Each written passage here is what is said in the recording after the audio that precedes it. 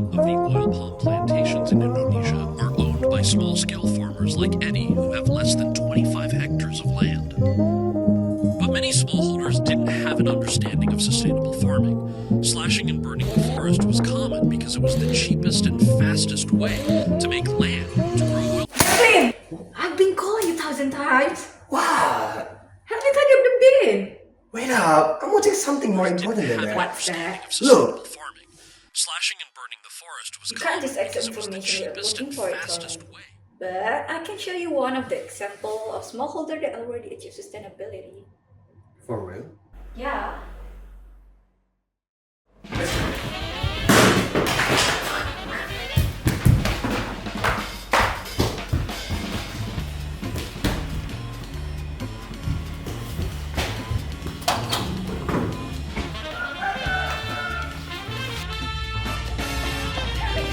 Wait up! Kids, don't forget to bring your lunch. Nah.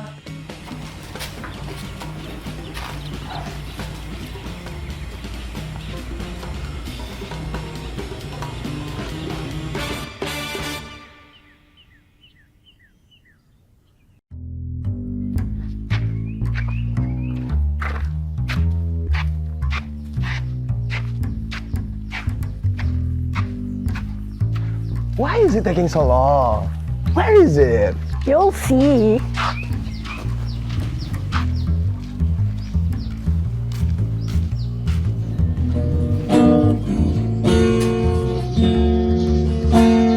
Halo Pak, apa Halo kabar? Mayumi, kabar baik. Tumben ada apa ini? Ini Pak, si Devlin kan, dia nggak percaya kalau ada smallholder yang bisa sustainable, makanya saya bawa ke sini. Oh iya, masa belum dengar ceritanya?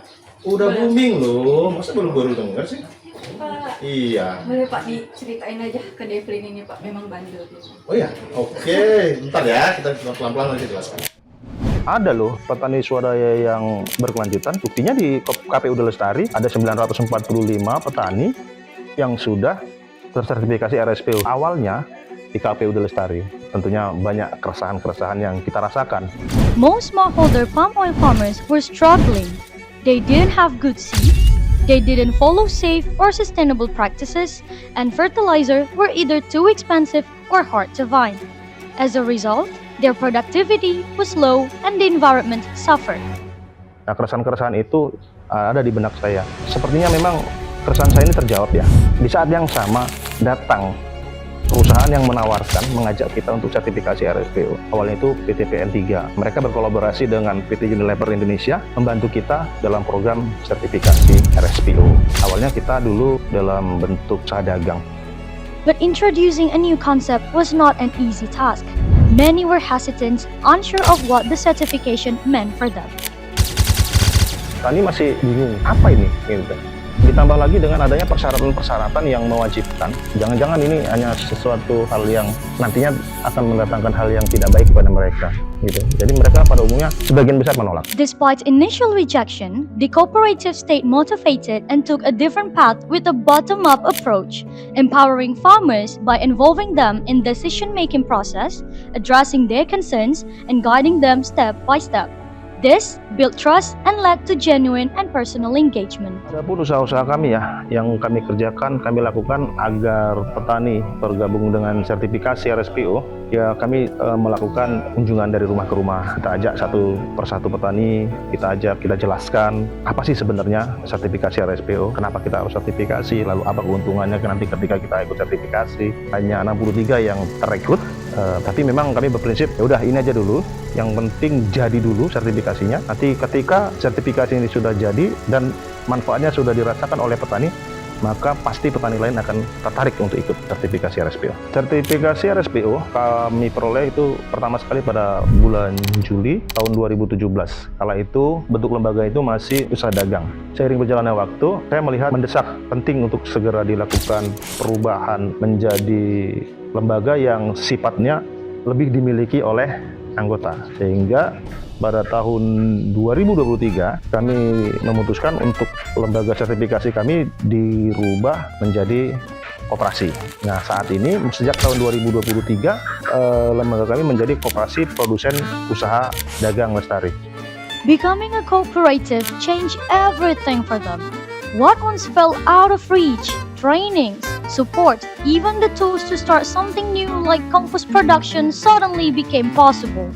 Now, even the government saw them, believed in them, and in that belief, a small community found the strength to grow not just palm oil, but the future together.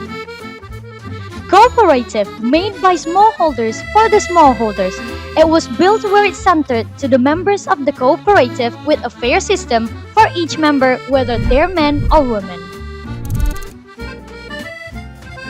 They also have a clear vision. It's to build a fairer system for farmers. They're working on a way for farmers to sell their palm fruit directly to the mills. Direct sales, higher price. By harvesting together and sharing transport, farmers can lower expenses and earn more. For them, sustainability means giving farmers back their power. To understand how this cooperative works towards sustainability, we learned that their efforts begin at the roots. Regular trainings are held to teach sustainable palm oil practices based on RSPO standards. Farmers are taught not to burn waste in the fields, not to fertilize or spray near rivers, and to protect high conservation value areas, including the animals that live there. But it doesn't stop at the environment. Safety is also a priority.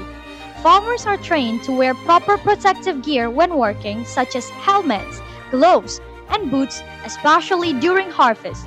The cooperative also emphasizes respect for human rights like no discrimination, no harassment, and protection for pregnant women from harmful tasks.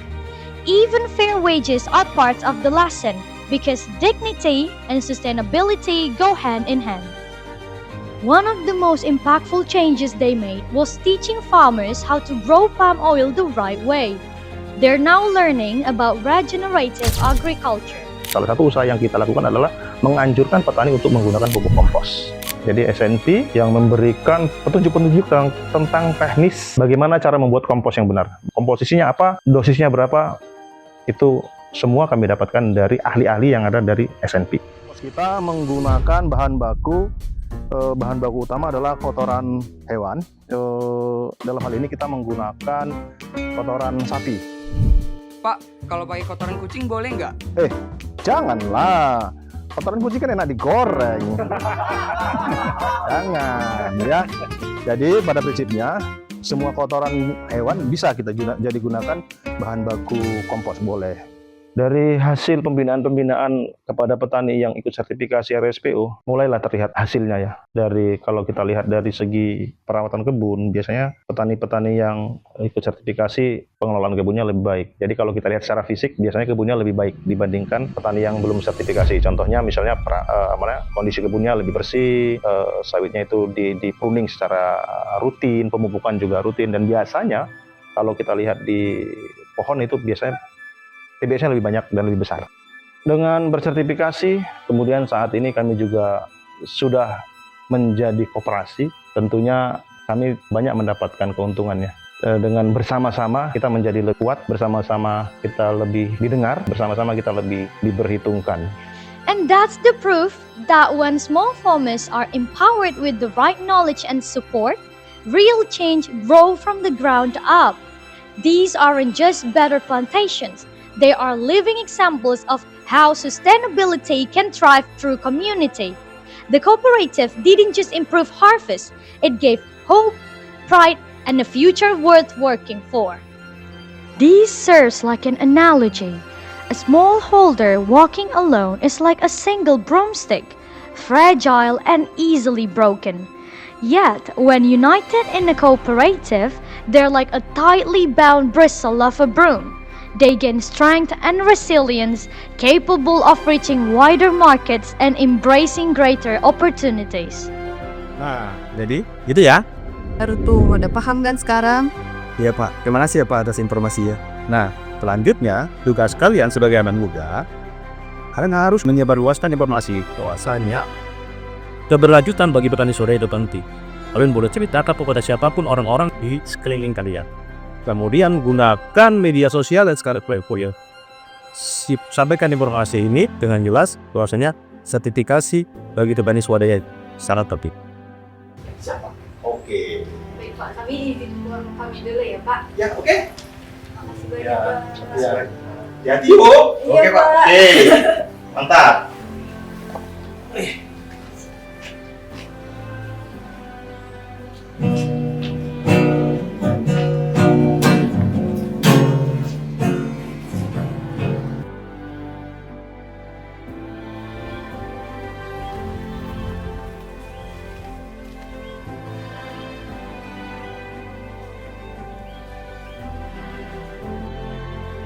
See? Not as bad as the news, right? Well, it's not perfect, but the effort that it takes. Yeah, even though they're still struggling right now, but the smallholders prove that sustainability can be the way to strive for the better and get more opportunities when And they they decided decided to unite!